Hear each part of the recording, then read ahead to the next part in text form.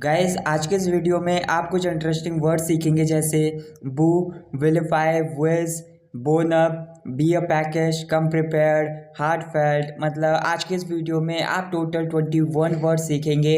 इनमें आपको कुछ फ्रेजल वर्ड्स भी देखने के लिए मिल जाएंगी। तो वीडियो बहुत ज़्यादा इंटरेस्टिंग होगी, वीडियो को लास्ट तक जरूर देखिएगा। तो चलिएगा इस फटाफट से वीडियो को स्टार्ट करते हैं। हमारा पहला एक वर्ड है बू।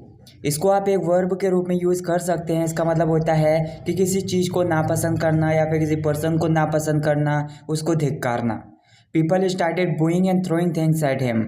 लोगों ने उसे नापसंद करना शुरू कर दिया या फिर धिक्कारना शुरू कर दिया और चीज़ें उसकी तरफ फेंकनी शुरू कर दी।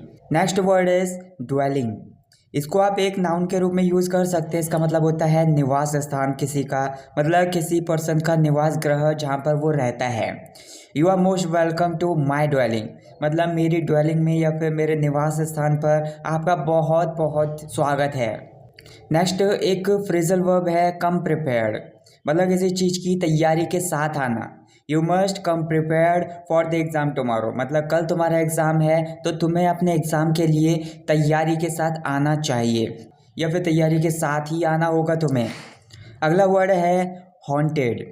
इसको आप एक एडजेक्टिव के रूप में यूज़ कर सकते हैं। इसका मतलब होता है कि कुछ है जो भूतिया है, जैसे कोई घर हो सकता है, कोई कमरा हो सकता है या फिर कोई जगह हो सकती है जहाँ पर प्रेत वादित है, मतलब भूतिया है, वहाँ पर भूतों का आवास है या फिर भूतों का वहाँ पर आवास है या फिर वहाँ पर भूत इजीली दिख जाते हैं लोगों को। लोगों का मानना है कि वहाँ पर बहुत ज़्यादा भूत रहते हैं।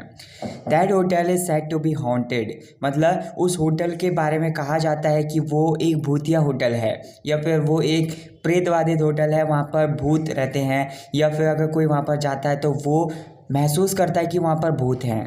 अगली हमारी एक फ्रेज़ है a horse of a different colour, मतलब कोई चीज़ है या फिर कोई पर्सन है जो पूरी तरीके से अलग है, बिल्कुल सबसे अलग है। I don't mind that Bhaskar is coming with us but his friend is a horse of a different colour, मतलब मुझे इस चीज़ का बुरा नहीं लग रहा है कि भास्कर हमारे साथ आ रहा है, लेकिन उसका जो दोस्त है वो पूरी तरीके से अलग है या फिर वो मेरे को अच्छा नहीं लगता, उसका बिहेवियर मुझे अच्छा नहीं लगता क्योंकि वो अलग ही तरीके से बिहेव करता है। तो मुझे इस चीज़ का बुरा लग रहा है कि उसका दोस्त उसके साथ आ रहा है।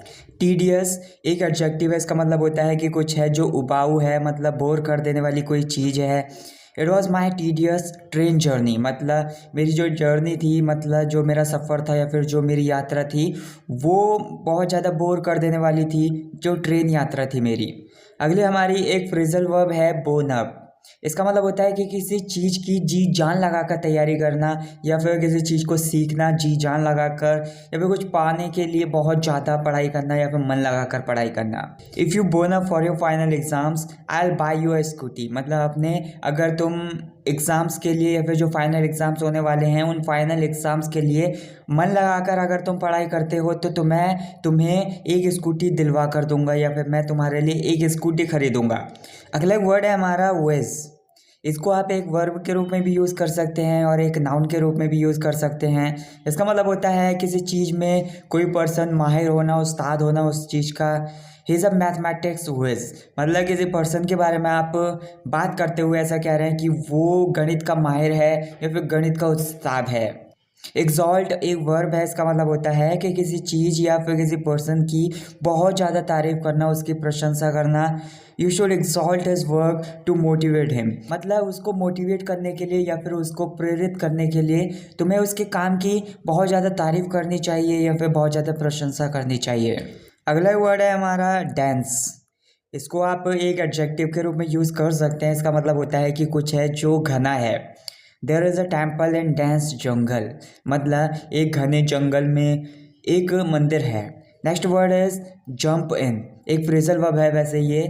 इसका मतलब होता है कि कोई आपस में बातें कर रहा है तो उसके बीच में टोक देना, उसके बीच में शामिल हो जाना या फिर बीच में बाधा डाल देना उनकी बातचीत के बीच में।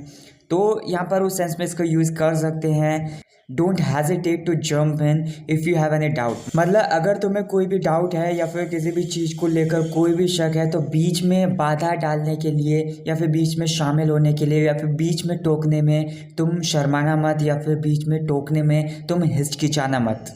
अगला वर्ड है हमारा डिवास्टेट। ये एक एडजेक्टिव है, इसका मतलब होता है कि कोई पर्सन है वो किसी चीज़ को लेकर बहुत ज़्यादा हैरान है या फिर बहुत ज़्यादा परेशान है। I was devastated after hearing the news of Gautam Adani, मतलब गौतम अडानी की न्यूज़ सुनने के बाद मैं सच में बहुत ज़्यादा हैरान था। Next word is vilify. ये एक वर्ब है, इसका मतलब होता है कि किसी को बदनाम करना या फिर किसी की निंदा करना। Don't try to vilify my reputation, मतलब मेरी इज्जत को बदनाम करने की कोशिश मत करो या फिर मेरी इज्जत की निंदा करने की कोशिश मत करो। Can't take one's eyes off somebody, मतलब किसी पर्सन से अपनी आंखें नहीं हटा पाना, अपनी निगाहें नहीं हटा पाना क्योंकि वो बहुत ज़्यादा सुंदर है या फिर बहुत ज़्यादा अट्रैक्टिव है। Your child is so adorable I couldn't take my eyes off your child, मतलब तुम्हारा जो बच्चा है वो बहुत ज़्यादा सुंदर है, बहुत ज़्यादा अट्रैक्टिव है, तो मैं अपनी आंखें तुम्हारे बच्चे से नहीं हटा सका, अपनी निगाहें मैं तुम्हारे बच्चे से नहीं हटा सका। अगला वर्ड है हमारा हार्ट फेल्ट। ये एक एडजेक्टिव है, इसका मतलब होता है हार्दिक, मतलब दिल की गहराई से कुछ महसूस किया हुआ तो वो हार्ट फेल्ट हो जाएगा। My heart felt thanks to you all for liking the video, मतलब आप सभी को वीडियो को लाइक करने के लिए मेरा दिल की गहराई से धन्यवाद। ब्रश अप ऑन समथिंग, मतलब एक फ्रेजल वर्ब होती है, इसका मतलब होता है कि किसी चीज़ को ताज़ा करना या फिर उसका अभ्यास करना ताकि वो और ज़्यादा सुधर जाए या फिर उसमें आप और ज़्यादा माहिर हो जाओ, आप उसे बहुत अच्छे तरीके से करने लग जाओ, तो उसका अभ्यास करना या फिर बार बार उसको ताज़ा करना। To speak advanced English you need to brush up on phrasal verbs, मतलब एडवांस्ड इंग्लिश को बोलने के लिए तुम्हें अपनी फ्रेजल वर्ब्स को सुधारना होगा या फिर फ्रेजल वर्ब्स को ताज़ा करना होगा या फिर फ्रेजल वर्ब्स का अभ्यास करने की ज़रूरत है।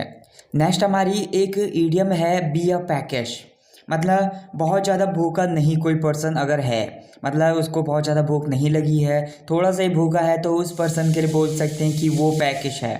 I was a package while sitting in the park, मतलब पार्क में बैठे हुए मुझे थोड़ी सी भूख लग रही थी या फिर मैं थोड़ा सा भूखा था। ग्रेवयार्ड, ये एक नाउन है, इसका मतलब होता है कब्रिस्तान, मतलब जहाँ पर मुर्दों को दफनाया जाता है या फिर आप बोल सकते हैं जहाँ जलाया जाता है। Have you ever walked through a graveyard at midnight, मतलब आप किसी से ऐसा पूछ रहे हो कि क्या कभी आप आधी रात को कब्रिस्तान से होकर गुजरे हो। नेक्स्ट वर्ड है हमारा टेंडर। ये एक एडजेक्टिव है, इसका मतलब होता है मतलब कोमलता से या फिर प्यार से या फिर मतलब कुछ किया जाता है या फिर कुछ कहा जाता है, तो उस टाइम पर बोल सकते हैं। When she asked me for help, her voice was tender, मतलब जब उसने मुझसे मदद मांगी तो उस टाइम पर उसकी जो आवाज़ थी वो बहुत ज़्यादा कोमलता भरी थी या फिर प्यार से उसने मुझसे मदद मांगी। अगला वर्ड है हमारा डिस्टिंक्टली, मतलब ये एक एडवर्ब है, इसका मतलब होता है साफ साफ, बिल्कुल clearly. Try to speak more distinctly, मतलब और ज़्यादा साफ साफ बोलने की कोशिश करो या फिर और ज़्यादा साफ साफ या फिर क्लियर बोलने की कोशिश करो। नेक्स्ट वर्ड है हमारा लिम्प। ये एक वर्ब है, इसका मतलब होता है लंगड़ाना या फिर आप बोल सकते हैं लंगड़ा लंगड़ा कर चलना। He was limping after injury, मतलब इंजरी के बाद या फिर चोट लगने के बाद वो लंगड़ा कर चल रहा था या फिर लंगड़ा लंगड़ा कर चल रहा था। So that's it guys for this video. Guys अगर आपने ये वीडियो यहाँ तक देख ली है तो मैं चाहता हूँ कि आप कॉमेंट्स में 5 to 5 टाइप करके मुझे कमेंट करके बताइए, और आपके सामने कुछ वर्ड्स हैं उनके ऊपर अपने खुद के एक एक सेंटेंस बनाकर मुझे कमेंट करके बताना। अगर आपको ये वीडियो पसंद आई हो तो वीडियो को ज़्यादा से ज़्यादा लाइक करना, ज़्यादा से ज़्यादा शेयर करना, चैनल को सब्सक्राइब करना ना भूलें। Thank you so much for watching this video. I will catch you in the next video. Take care.